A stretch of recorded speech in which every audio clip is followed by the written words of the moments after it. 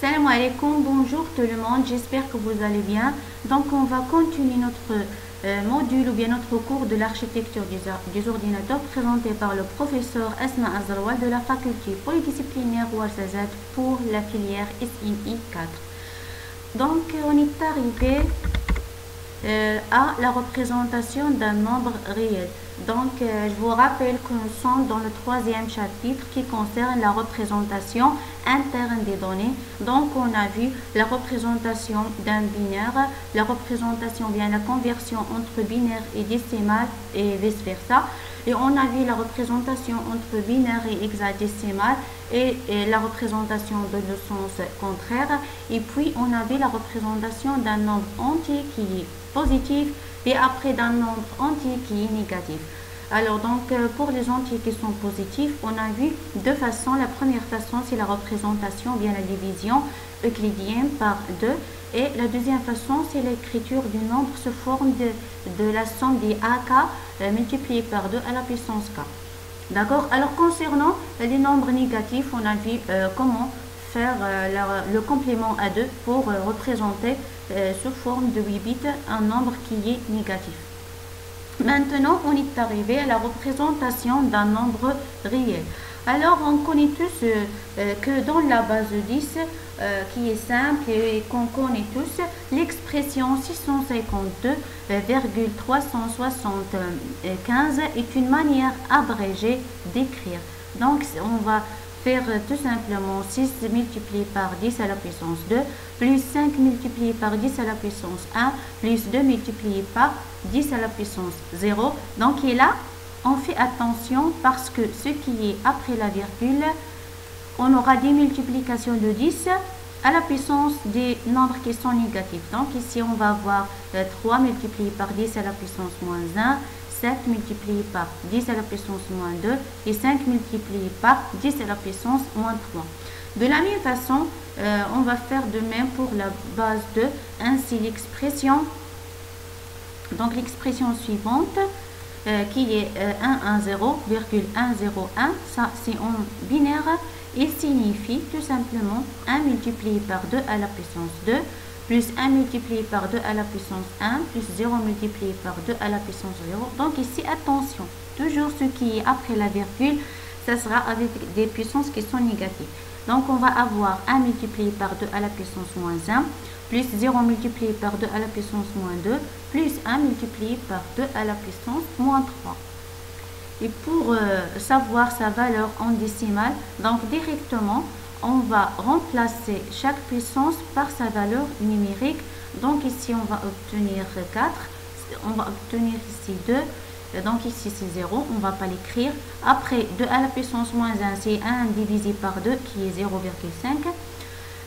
Puis, donc ici, 0 multiplié par 2 à la puissance moins 2, ce sera 1 divisé par 4, mais il est multiplié par 0. Donc, on ne va pas avoir... Donc ici, je pense que c'est une erreur. On ne va pas avoir ce nombre-là, le 0,25. Et après, on va avoir plus 1,2 à la puissance moins 3. Donc le 2 à la puissance moins 3, c'est 1 divisé par 8, qui sera 0,125. Donc ici, on va... Alors pour calculer le nombre 110,101 du binaire au décimal, tout simplement, on va écrire chaque puissance sous sa forme, son expression numérique. Donc ici, 2 à la puissance 2, il est égal à 4, 2 à la puissance 1, il est égal à 2, 2 à la puissance 0, il est multiplié par 0, c'est pour cela, on ne va pas le mettre ici. Plus 2 à la puissance moins 1 qui est 1 divisé par 2, c'est 0,5. Alors le 2 à la puissance moins 2, il est multiplié par 0, on ne va pas le mettre. Et après 2 à la puissance moins 3, c'est 1 divisé par 8 qui est 0,125. Donc enfin, on va avoir 6,625 en décimale. Donc la conversion de ce binaire en décimale, il se fait de cette façon. Donc maintenant, on va faire le sens contraire, c'est-à-dire on va convertir le décimal en binaire, c'est-à-dire le décimal qui est un réel. Donc ici dans un décimal, dans un réel, on a deux parties, la partie entière et la partie fractionnaire. La partie entière, c'est un simple entier, donc on va le représenter en utilisant les règles qu'on avait déjà vues pendant le cours. Et pour la partie fractionnaire, on va faire les instructions ou bien on va faire les étapes suivantes. Donc ici par exemple, pour ce nombre-là, 0,437, on veut sa représentation en binaire. Donc, qu'est-ce qu'on va faire? On va le multiplier par 2. Donc, ici, faites attention, c'est 0, quelque chose. Si par exemple, vous avez 6,437, on veut le présenter en binaire. Donc, 6, déjà, on connaît sa représentation binaire. Mais ce qui reste, c'est 0,437. C'est à celui qu'on va appliquer ces étapes-là. Donc, cette valeur-là multipliée par 2, ça va nous donner 0,874. Donc, si vous remarquez ici, j'ai marqué les premiers nombres avec un noir qui est gras. D'accord? Alors, on va prendre le 0,874, c'est-à-dire ce qui est après la virgule, et je vais le multiplier par 2. Ça va nous donner 1,748. Je garde 1 et je multiplie 0,748 par 2. Et je fais de même pour toutes les opérations jusqu'à arriver à la précision voulue ou bien jusqu'à ce que l'opération s'arrête. Sinon, on va avoir, il y a des opérations qui ne s'arrêtent pas, qui vont à l'infini. Par exemple, dans le domaine décimal, dans la représentation décimale, 1 divisé par 3, il est égal à 0,333 à l'infini. Donc, il ne s'arrête pas. De la même manière ici, on peut avoir des opérations qui ne s'arrêtent pas. C'est pour cela, si je vous donne une question concernant la conversion du décimal au binaire, soit ces opérations, ils s'arrêtent par eux-mêmes, soit je vous demande de préciser par exemple 6 chiffres après la virgule ou bien 8 chiffres après la virgule selon la précision voulue. Donc ici on a 6 chiffres après la virgule, donc 0,437, il est égal approximativement. Donc ici vous faites très attention, c'est approximativement parce que les opérations elles ne s'arrêtent pas ici. C'est juste, j'ai pris ces chiffres après la virgule. Donc, ça va nous donner 0, donc les chiffres qui sont en gras, je vais les placer après la virgule, une suite de l'autre. Donc, je vais commencer par 0, le premier, après 1, 1, 0, 1, 1. Donc, ça, c'est la valeur en binaire de ça, mais approximativement. Pourquoi? Parce que si je calcule cette valeur binaire et je la convertis en décimale, et sera égal à 0,42187 exactement. Donc, vous marquez la différence entre cette valeur et la valeur là. Donc, maintenant, on va voir la norme E3E 754. Alors, cette norme-là, il définit les façons de coder un nombre réel. Pourquoi? Parce qu'il y a certains processeurs qui utilisent cette norme-là pour faire les additions et les autres opérations arithmétiques, parce que c'est plus facile de manipuler des nombres qui ont une représentation fixe, c'est-à-dire ils sont représentés sur 32 bits dans cet exemple-là. Donc, cette représentation, bien cette norme, elle est composée, ou bien il définit trois composantes. La première, c'est le signe. Donc, ici, le signe, il est représenté par un seul bit, le bit de poids fort. On a la deuxième composante, c'est l'exposant. Elle est codée sur les 8 bits consécutifs au signe. Et la troisième partie, c'est la mantis, donc les bits situés après la virgule sur les 23 bits restants. Donc ici, on a un bit plus 8 bits plus 23 bits. En total, on aura 32 bits. Alors, on va voir c'est quoi ces composantes-là, comment va-t-on les calculer. Donc, avant, il faut respecter ou bien faire attention à ces règles-là.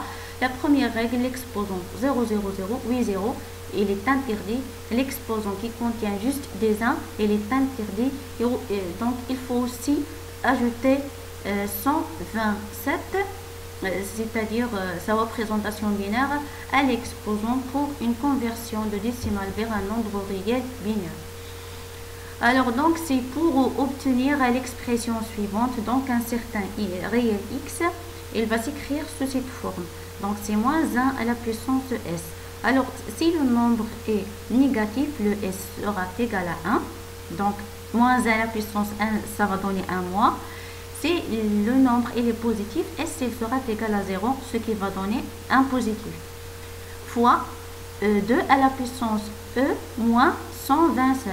Alors ici, le e, c'est l'exposant. Multiplié par 1 plus f. Ça, c'est une fraction. C'est une partie fractionnaire. Donc, en fin de compte, notre objectif, c'est de représenter x sous la forme de moins 1 à la puissance f multiplié par 1 virgule quelque chose multiplié par 2 à la puissance e moins 127. D'accord? Donc ici, S, c'est le bit de signe, E, c'est l'exposant et F, c'est la partie fractionnaire. On va faire un petit exemple pour comprendre plus c'est quoi cette norme-là. Donc ici, si on prend le nombre moins 6,625, donc la première chose, c'est de calculer la représentation binaire de sa partie ou bien de sa valeur absolue. Donc ici, sa valeur absolue, c'est 6,625 en décimale, qui est en binaire 110,1010. Et après, on va mettre cette expression-là, ou bien ce nombre binaire-là, sous la forme de 1, quelque chose.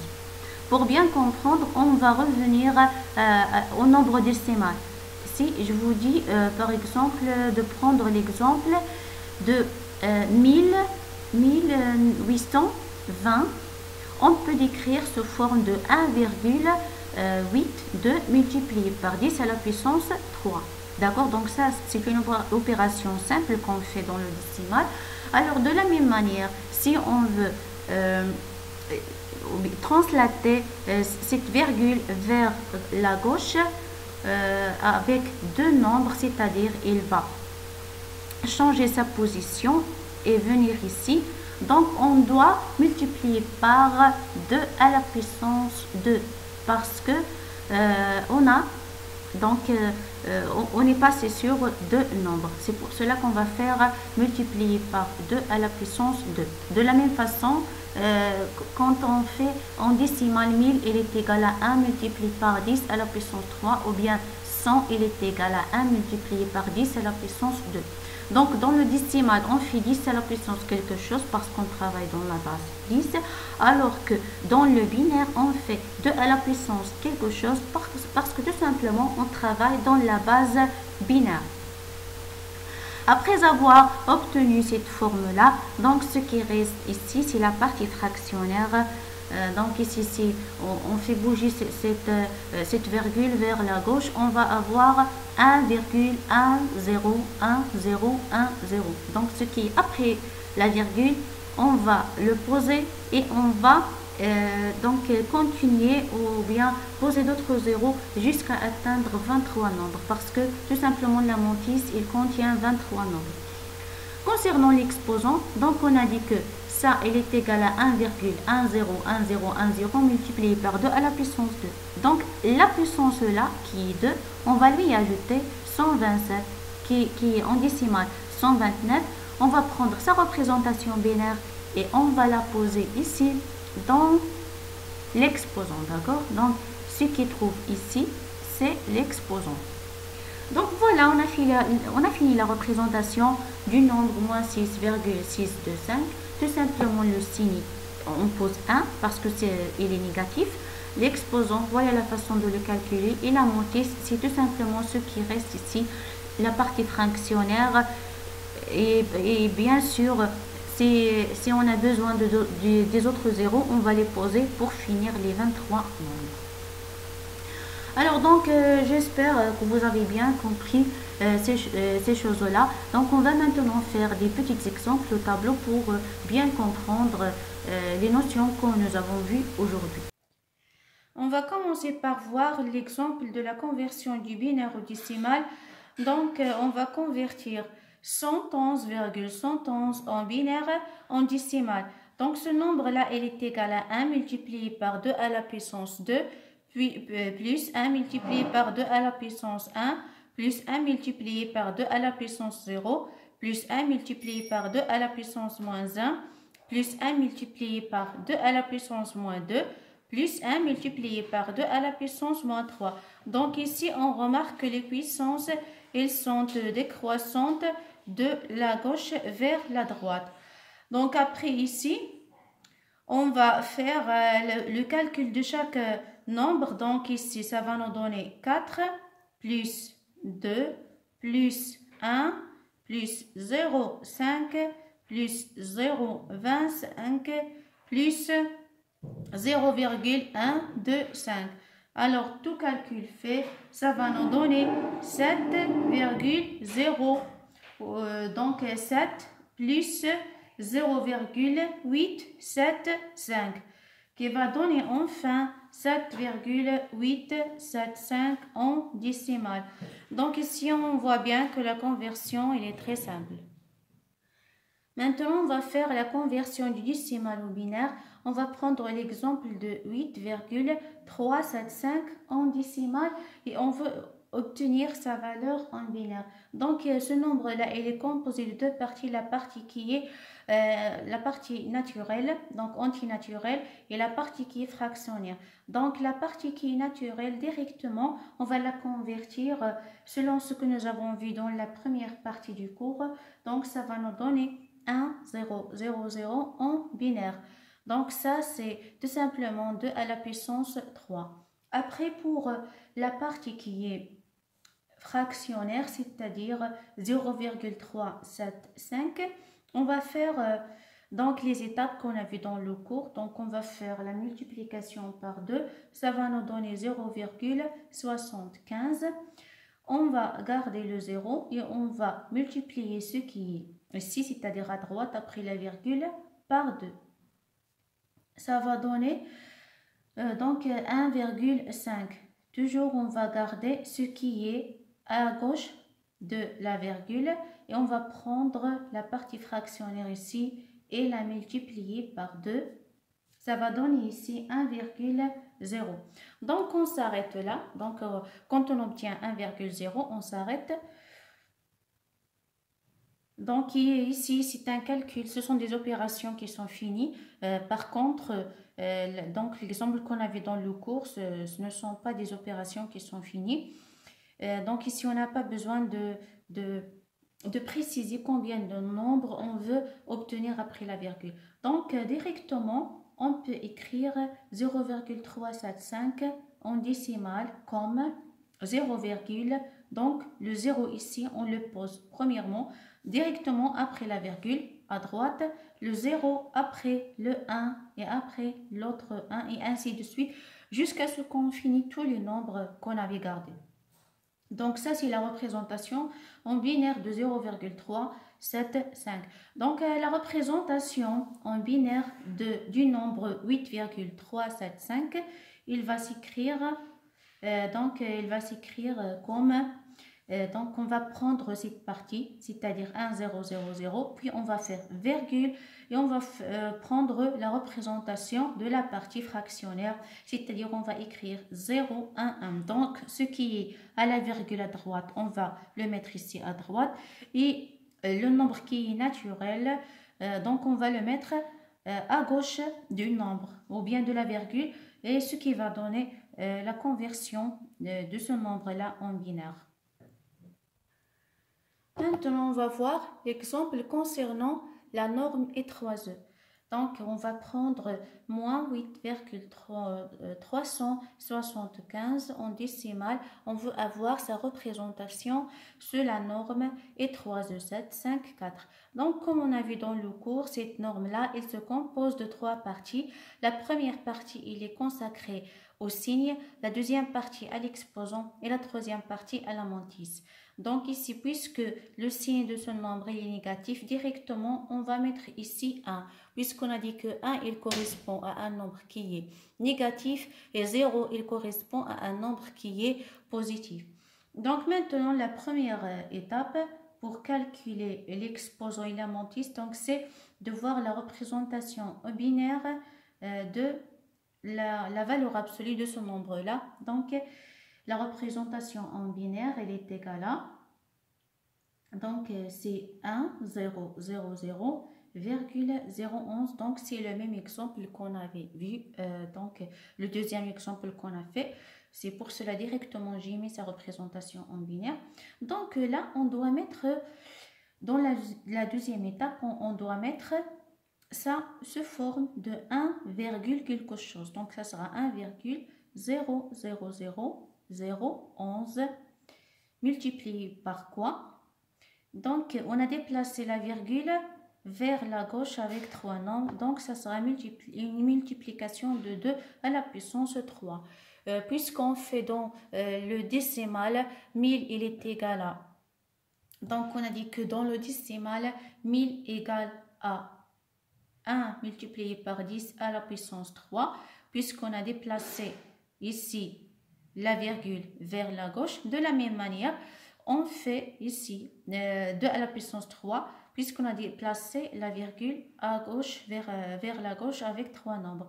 Donc, juste ici, on fait 10 parce qu'il s'agit d'un système à base 10. Ici, on fait 2 parce qu'il s'agit d'un système à base 2.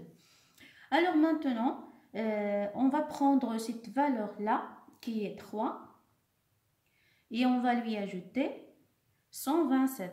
Ça va donner 130. On va faire sa représentation en binaire, ça va donner 1, 5, 0, 1, 0. Donc ça, c'est la représentation de 130 en binaire. Alors, donc, on a obtenu l'exposant. On va directement mettre ces bits-là ici dans la partie consacrée à l'exposant. Donc, voilà. Alors, la troisième chose, c'est la mantis.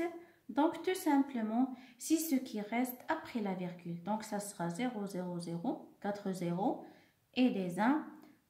Après, on va continuer avec les 0 parce qu'on connaît bien que la mantis, il contient 23 bits. Donc, directement, on va écrire sur la partie qui est consacrée à la mantis. Donc, il y a 4 0, il y a 2 1 et après, on va continuer à remplir avec des 0. Donc, pour bien respecter le nombre de bits pour cette norme. Donc, il y a ici 23 bits. Pour la partie de l'exposant, c'est 8 bits. Ici, il y a un seul bit. En total, on va obtenir 32 bits. Alors, donc, n'hésitez pas à poser vos questions si vous n'avez pas compris quelque chose. Donc, je suis toujours à votre disposition et merci bien pour votre attention.